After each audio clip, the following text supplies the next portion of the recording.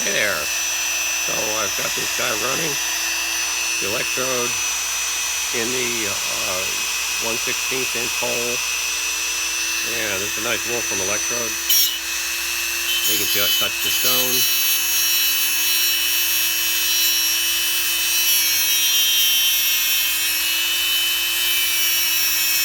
You notice what a smooth round skirt I'm getting on that. Admit it's a little hard to see. I'm a lousy photographer here. But you see that needle fine point, and importantly the skirt, a little area right here, it doesn't waver about. It's a smooth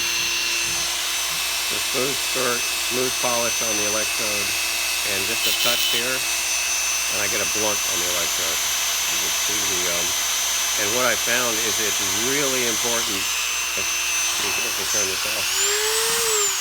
One of the benefits of the grinder I found is, yes, uniformity of the taper, so you get a precise sort of lightning rod taper on that every time with an even skirt, so that it's not going up and down, up and down, up and down as I turn it. It's just one smooth cone.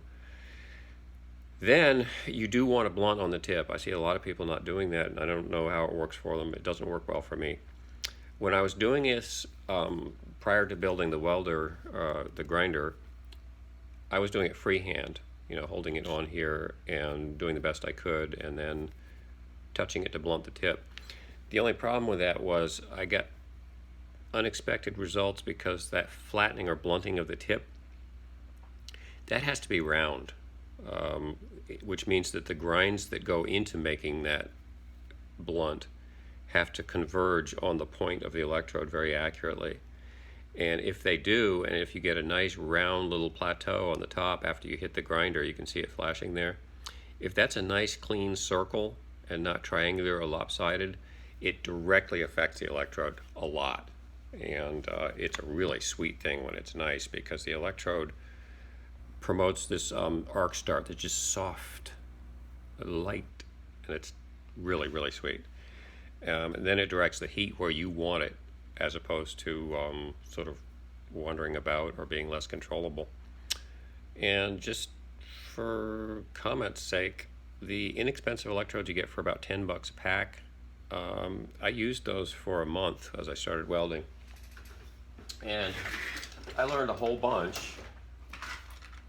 And then I used the Wolfram, which I bought at the same time. I said, okay, I'll wait until I stop burning up electrodes right and left.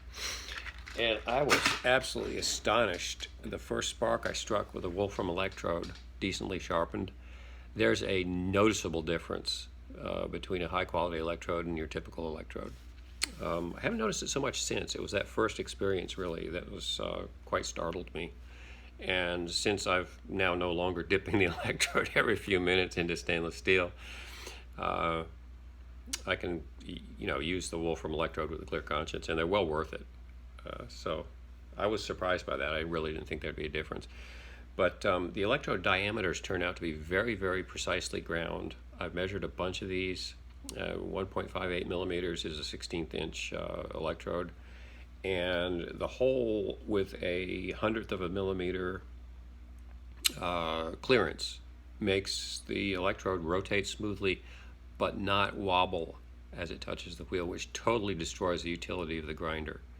So I'm looking to make this thing as precise as the 3D printed prototype is, obviously much more durable, and very, very smooth to turn the electrode in the hole and get the grind you want.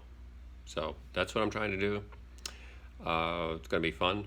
Hopefully that will be a fun thing for everybody and turn out a useful result. Thanks.